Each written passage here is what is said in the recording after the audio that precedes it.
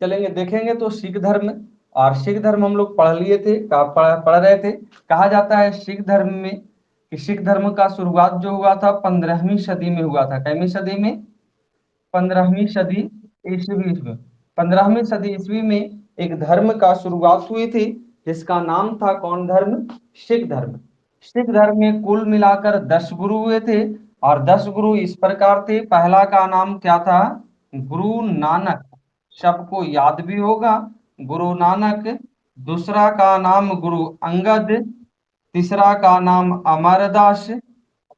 चौथा का नाम रामदास। पांचवा का नाम अर्जुन देव। छठा का नाम हरगोविंद, हर गोविंद। सातवां का नाम हरराय। आठवां का नाम हरकिशन। नौवां का नाम तेग बहादुर। और 10वां का नाम गुरु गोविंद, गुरु गोविंद सिंह। यहाँ तक में कोई दिक्कत आप लोगों को? चलिए, गुरु गोविंद सिंह, जिसमें से हम लोग पढ़ेंगे, एक एक गुरु करके समझ लेंगे। और सबसे पहला का नाम गुरु नानक। क्या नाम है पहला का नाम? गुरु नानक। और गुरु नानक के बारे में देखते हैं। कहा जाता है सिख धर्म का सबसे जो पहले गुरु थे वो गुरु नानक थे। कौन थे? गुरु नानक थे, यानी प्रथम गुरु। प्रथम गुरु कौन थे? तो गुरु नानक थे। जो गुरु नानक थे, जिनका कार्यकाल 1496 से 1539 ईस्वी तक, 1500 कितना ईस्वी तक? 39 ईस्वी तक ये गुरु नानक का कार्यकाल था गुरु पद पर। तो सबसे पहले हम लोग गुरु नानक के बारे में और देखेंगे कि सिख धर्म का संस्थापक जो थे क्या थे? सिख धर्म का संस्थापक थे गुरु नानक थे। कौन थे? गुरु नानक थे। सिख धर्म का संस्थापक गुरु नानक थे। और कहा जाता है कि गुरु नानक जिनका जन्म जिनका जन्म जो हुआ था 1469 ईस्वी में हुआ था। 1469 ईस्वी में तलवंडी पाकिस्तान में हुआ था। कहाँ हुआ था? तलवंडी पाकिस्तान में। कहाँ हुआ था? तलवंडी पाकिस्तान में गुरु नानक का जन्म हुआ था। और गुरु नानक का जन्म हुआ था तलवंडी पाकिस्तान में। इसके बाद कहा जाता है कि गुरु नानक की माता की नाम जन्म हुआ था, तो माता पिता का नाम तो सभी लोग का होता है स्वाभाविक रूप से। तो माता की नाम तृप्ता, आप लोग याद किए हैं? माता की नाम तृप्ता, पिता का नाम कालो मिहिता था। कालो मिहिता था। पत्नी की नाम जो थी सुलक्षणी थी। पत्नी की नाम सुलक्षणी थी। पत्नी की नाम सुलक्षणी। इनका दो पुत्र हुए थे। दो पुत्र श्रीचंद और कौन जात? श्रीचंद और लक्ष्मीदास। श्रीचंद और लक्ष्मीदास दो पुत्र हुए थे। कहा जाता है गुरु नानक को ज्ञान की प्राप्ति 1496 ईस्वी में हुआ था। कितना ईस्वी में हुआ था? 1496 ईस्वी में, जब इनका उम्र 27 वर्ष का था। कितने वर्ष का?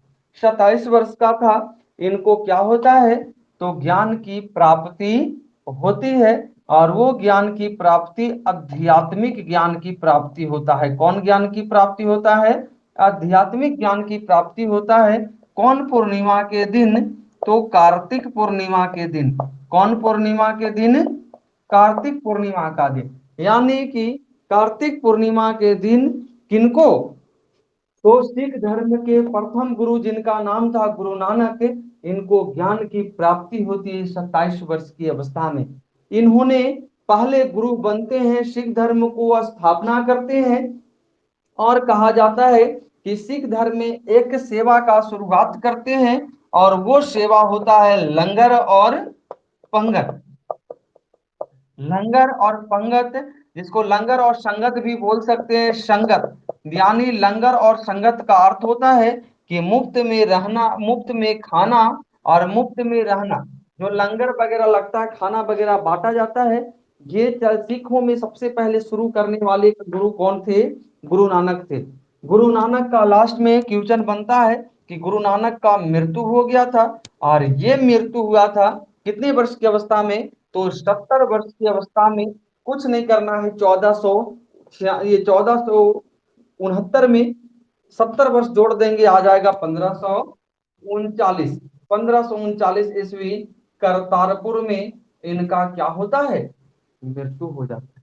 क्या हो गया था? मृत्यु हो गया था। तब दूसरे गुरु का कार्यकाल होते हैं, गुरु पद पे दूसरे गुरु के रूप में बैठते हैं, जिनका नाम होता है गुरु अंगद। चलिए, तो गुरु अंगद के बारे में समझ लेंगे हम लोग। आइए, गुरु अंगद, दूसरा गुरु का नाम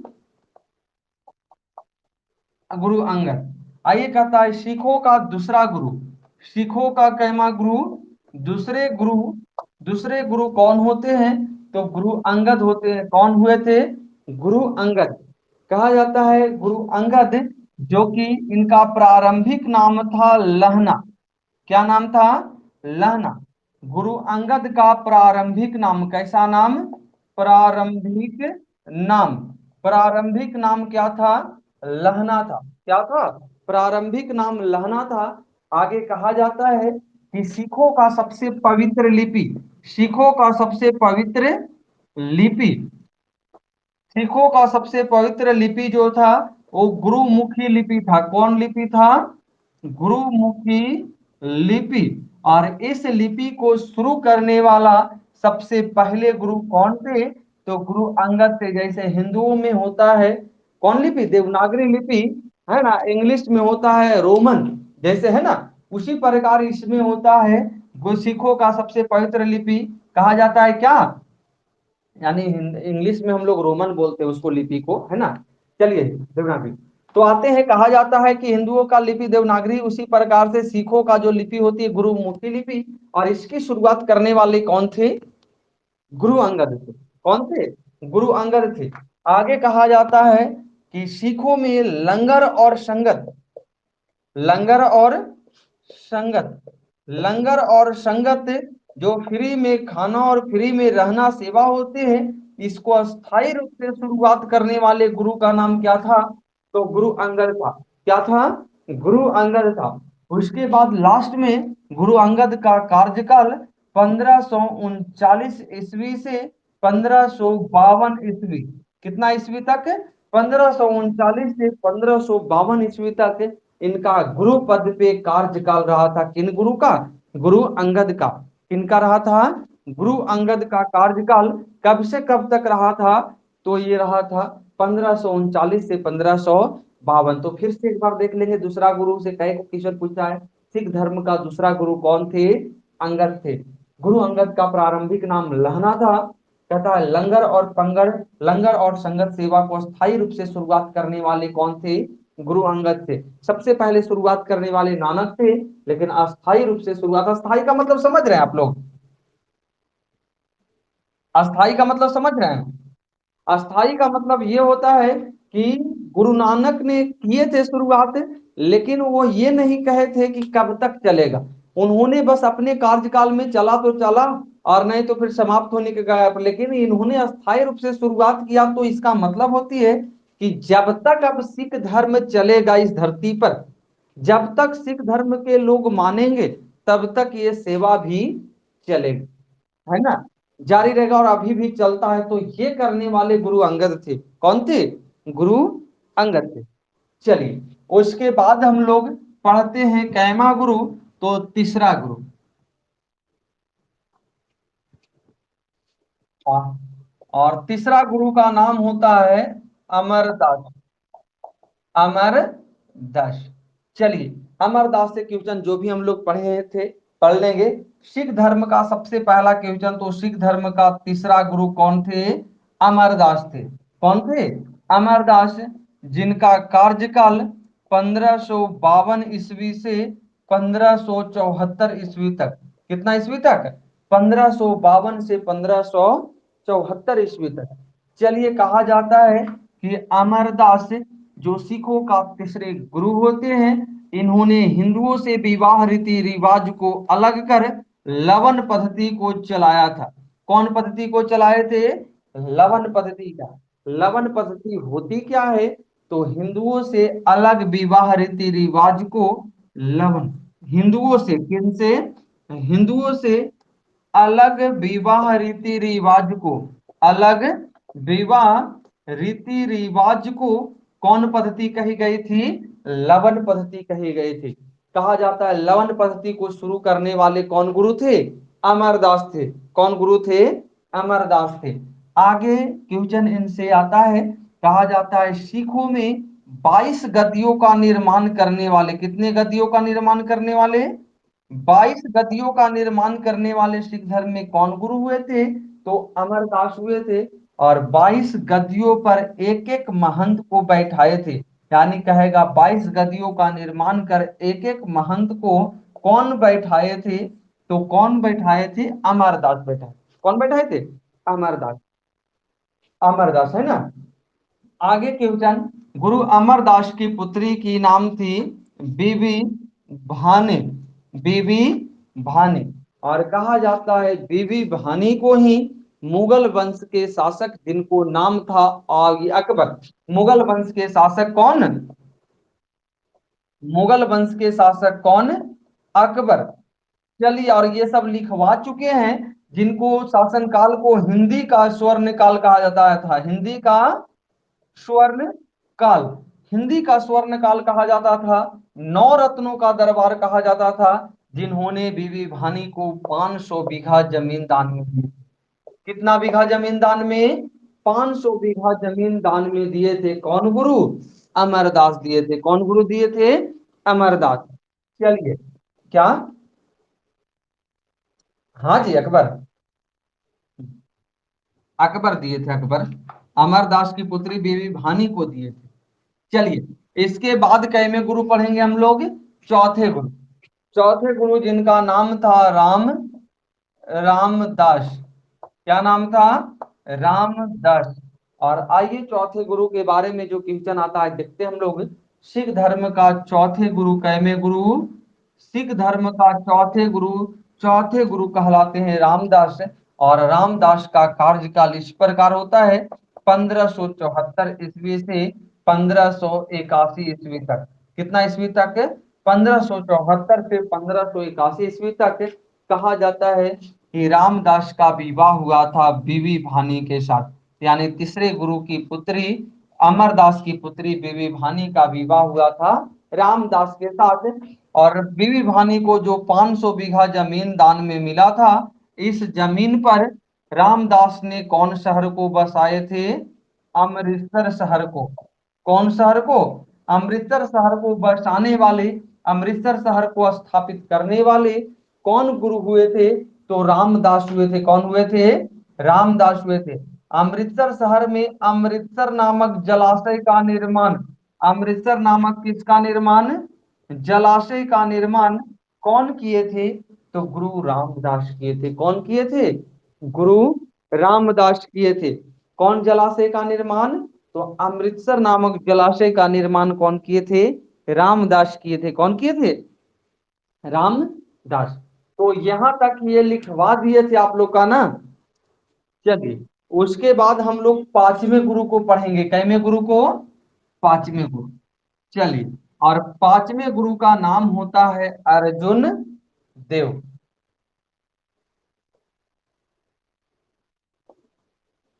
अर्जुन देव। चलिए, सिख धर्म का कैमे गुरु थे? पांचवा गुरु थे। यानी पहला क्वेश्चन हम लोग को यही याद करना है कि सिख धर्म का पांचवें गुरु का नाम क्या था? तो गुरु अर्जुन देव। क्या नाम था? गुरु अर्जुन देव। कहा जाता है गुरु अर्जुन देव पांचवें गुरु होते, जिनका कार्यकाल 1581 ईस्वी से 1606 ईस्वी तक होता है। कितना ईस्वी तक होता है? 1581 से 1606 ईस्वी तक। 1581 से 1606 ईस्वी तक। कितना ईस्वी तक?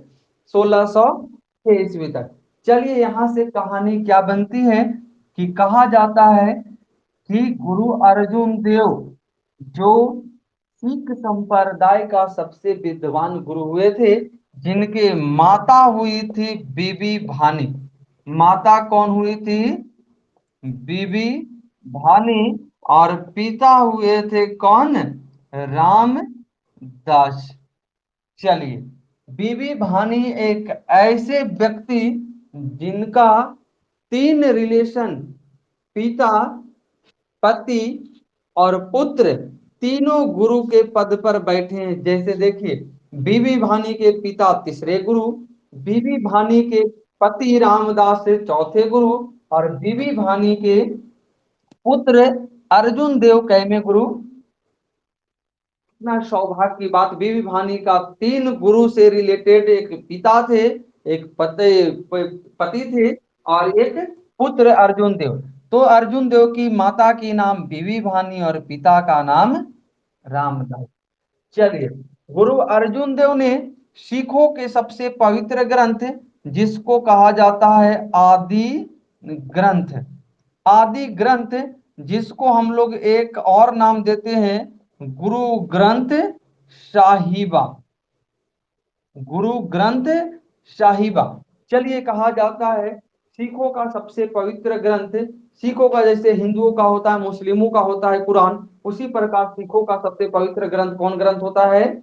आदि ग्रंथ, गुरु ग्रंथ साहिबा, जिसका लेखक, जिसका रचयिता, गुरु ग्रंथ साहिबा के रचयिता कौन थे? तो गुरु ग्रंथ साहिबा का रचयिता, लेखक कौन थे? बोलिए, कौन थे?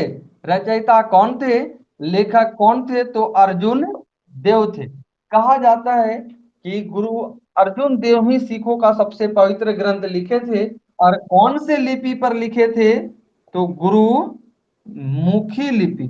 कौन लिपि? गुरु मुखी लिपि। और इस लिपि को शुरू करने वाले गुरु का नाम क्या था? आप लोग को बताए हैं हम अभी जस्ट, इस कौन? गुरुमुखी लिपि की शुरुआत करने वाले गुरु का नाम क्या था? गुरु अंगद था। और इस लिपि का प्रयोग करते हुए कौन? गुरु अर्जुन देव ने क्या किए कि पवित्र ग्रंथ, सिखों का सबसे पवित्र ग्रंथ लिखते हैं, जिस ग्रंथ का नाम क्या होता है? गुरु, गुरु ग्रंथ साहिबा या आदि ग्रंथ। और कहा जाता है कि ये सिखों का सबसे पवित्र ग्रंथ होता है। आगे, अमृतसर शहर में जो शहर को इनके पिताजी बसाए थे रामदास, उस शहर में स्वर्ण मंदिर का निर्माण, बहुत इंपॉर्टेंट क्वेश्चन, स्वर्ण मंदिर का, जिसको इंग्लिश में गोल्डन टेम्पल कहते हैं, स्वर्ण मंदिर का निर्माण करने वाले गुरु का क्या नाम था? तो स्वर्ण मंदिर का निर्माण किए थे कौन? अर्जुन देव। कहता है अमृतसर शहर में हरमंदर साहब, कौन साहब? हरमंदर साहब। इन लोग का, जैसे हम लोग का भी होते हैं, देवता देवी होते हैं, उनको ये सिख धर्म में हरमंदर साहब इन लोग का पूजनीय होते थे। और हरमंदर साहब का अमृतसर शहर में निर्माण कौन करवाया था? और वो अमृतसर नामक जलाशय के बीच में हरमंदर साहब का निर्माण करने वाले गुरु का क्या नाम था? अर्जुन देव। अर्जुन देव, जो सिखों के कैमे गुरु थे? पांचवें गुरु थे, जिनका कार्यकाल 1581 से 1606। माता की नाम बीबी भानी और पिता का नाम रामदास था। कहता है सिखों का सबसे पवित्र ग्रंथ आदि ग्रंथ गुरु ग्रंथ साहिबा को लिखने वाले गुरु का क्या नाम था? अर्जुन देव था। और कहा जाता है अर्जुन देव को हत्या कर दिया गया था 1606 में। कितना में? 1606 में इनको हत्या कर दिया गया था। और हत्या किया था मुगल वंश के शासक। कौन वंश के शासक? मुगल वंश के शासक, जिनका नाम था जहांगीर। क्या नाम था? जहांगीर। मुगल वंश के शासक जहांगीर। और जहांगीर ने ही इनको क्या करवा दिया था? हत्या करवा दिया था। क्या करवा दिया था? हत्या करवा दिया था। 1606 में वजह थी कि जहांगीर का बेटा था खुसरो खां। कौन था? खुसरो खां। और खुसरो खां ने अपने पिता के विरोध में ही बगावत कर दिया था, लड़ाई का घोषणा कर दिया था। तो खुसरो खां यहाँ पे क्या लगा देते हैं? इन पे कलंक अर्जुन देव पे लगा देते हैं कि आप मेरे बेटे खुसरो खां को बहका दिए हैं मेरे प्रति। और उसी का कलंक लगाकर, उसी का आरोप लगाकर इनको हत्या कर दिया जाता है। किनको? अर्जुन देव को। मुगल वंश के शासक कौन? जहांगीर के द्वारा। तो अर्जुन देव समझ गए आप लोग पांचवें गुरु। चलिए इसके बाद हम लोग छठे गुरु के बारे में जानकारी लेंगे। कैमे गुरु? छठे गुरु। और छठे गुरु का नाम आप लोग जानते हैं, जिनका नाम क्या था छठे गुरु का? हर गोविंद। और चलिए हर गोविंद के बारे में पढ़ते हैं। हर गोविंद। और हर गोविंद कैमे गुरु हुए? छठे गुरु हुए। कैमे गुरु हुए? छठे गुरु। तो सबसे पहला क्वेश्चन, हाँ बोलिए ना, कुछ बोल रहे हैं क्या? चलिए छठे गुरु के कहता है सिख धर्म का छठा गुरु थे कौन? तो गुरु हरगोविंद। सबसे पहला क्वेश्चन, ये हरगोविंद का कार्यकाल 1606 ईस्वी से 1606 ईस्वी से लेकर 1645 ईस्वी तक का था। कितना ईस्वी तक का था? 1645 ईस्वी से। 1606 में अर्जुन देव की हत्या होते हैं और उसके बाद ये गद्दी पर बैठते हैं, जो रहते हैं 1600 कितना तक? 45 तक। कहा जाता है कि देखिए पांचवें गुरु का हुआ क्या था? तो हत्या हो गया था। क्या हो गया था? हत्या।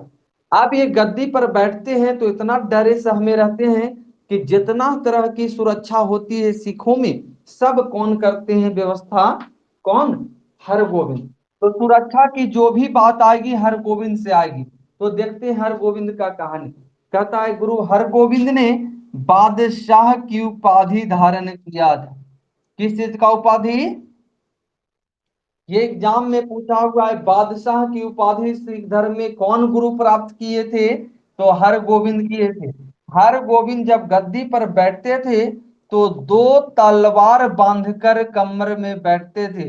यानी कहेगा दो तलवार को बांधकर गद्दी पर बैठने वाले गुरु कौन थे? तो हर गोविंद थे।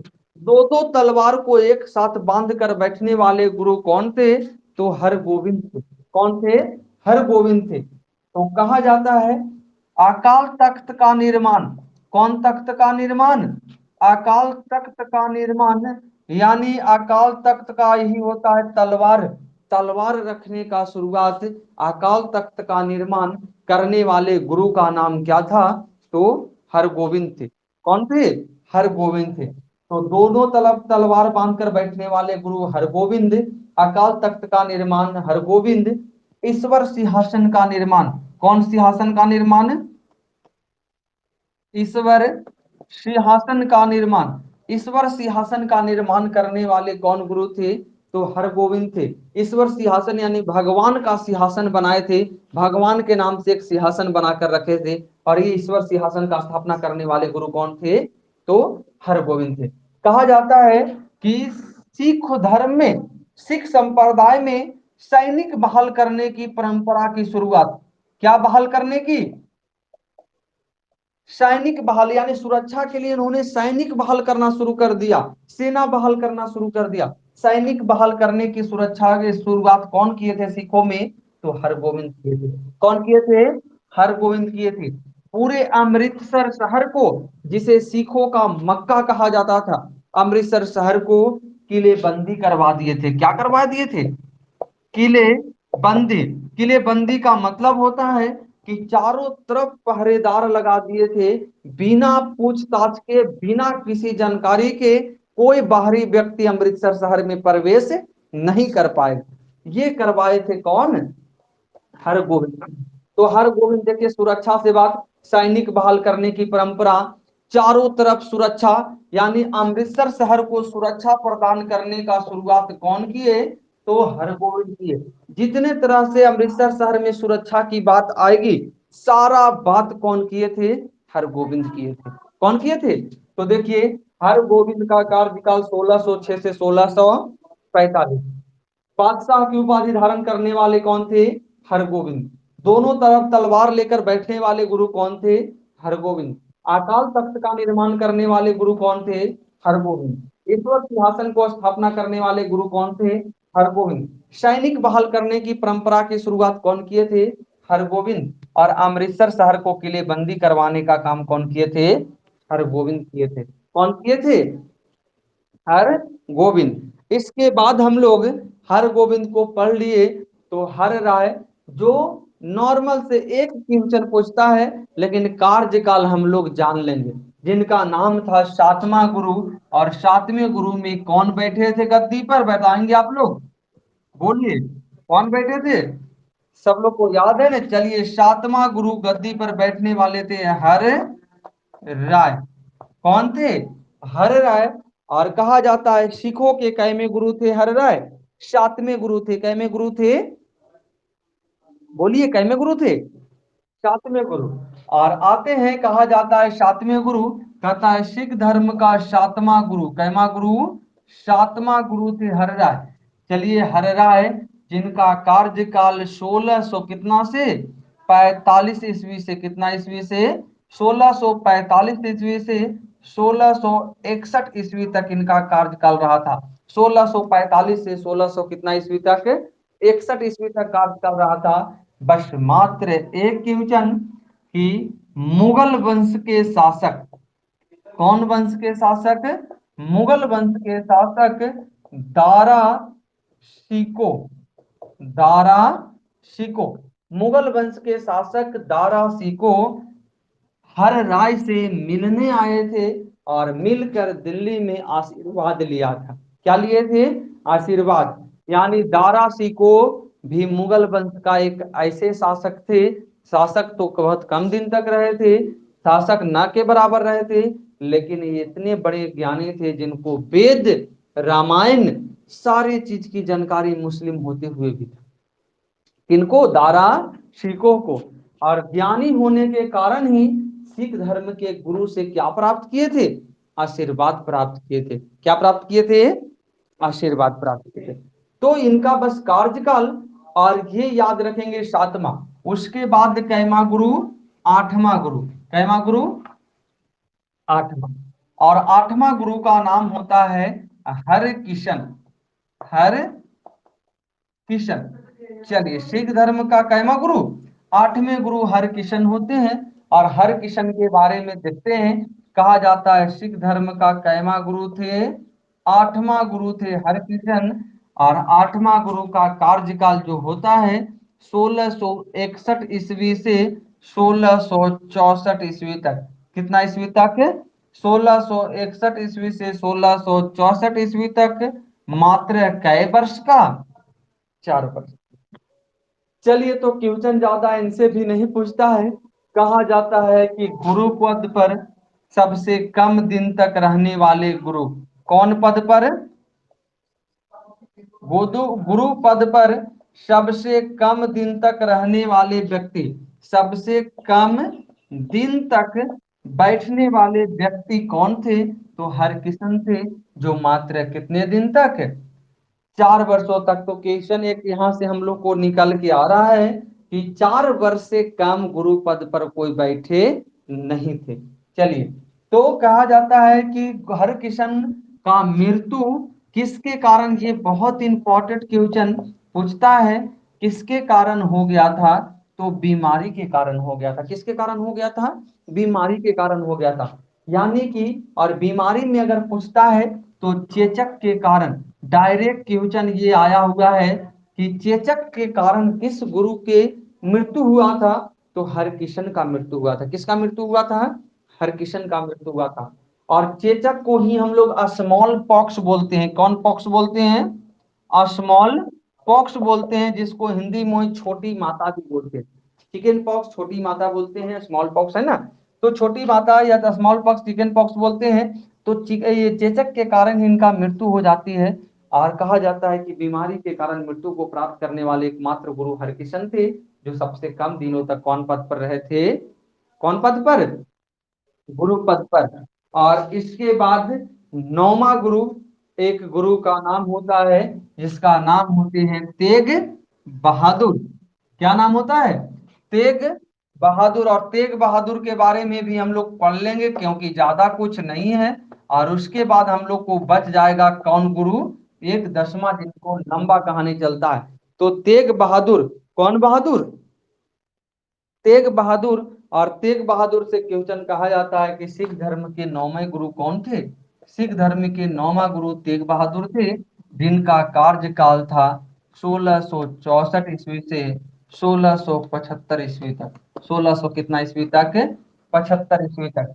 कहा जाता है कि सिख धर्म का जो गुरु होते हैं तेग बहादुर, इनका भी हत्या करवा दिया जाता है। और हत्या कौन करवाता है?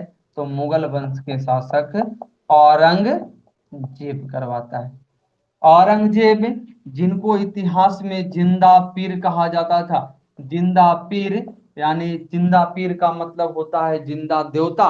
ये आदमी नहीं, देवता के समान, देवता उस तरह का नहीं जो देवता होता है। यानी चलते चलते लोगों को, हिंदू विरोधी नीति पर इन्होंने बहुत काम किया। हिंदू विरोधी जो नीति था, हिंदू को देखना नहीं चाहता था। कौन? औरंगजेब। काफी खराब शासक कर सकते हैं। तो यही हत्या करवा दिए थे, क्योंकि कहा जाता है हिंदू विरोधी नीतियों का विरोध किए थे। जैसे हिंदू विरोधी जो नीति था इनका, कौन विरोधी? हिंदू विरोधी नीति, हिंदू को देखना नहीं चाहते थे। इसका विरोध किए थे सिख धर्म का एकमात्र गुरु, जिनका नाम था तेग बहादुर। हिंदू को देखना नहीं चाहते थे, चलते चलते हिंदू को काट देते डायरेक्ट। उस नीति का विरोध किया तेग बहादुर, जो कि तेग बहादुर को भी हत्या करवा देता है। कौन? औरंगजेब। मुगल वंश का जिसको अंतिम शासक कहा जाता है, अंतिम शासक तो बहादुर शाह जफर द्वितीय हुए थे, लेकिन मूल रूप से औरंगजेब तक।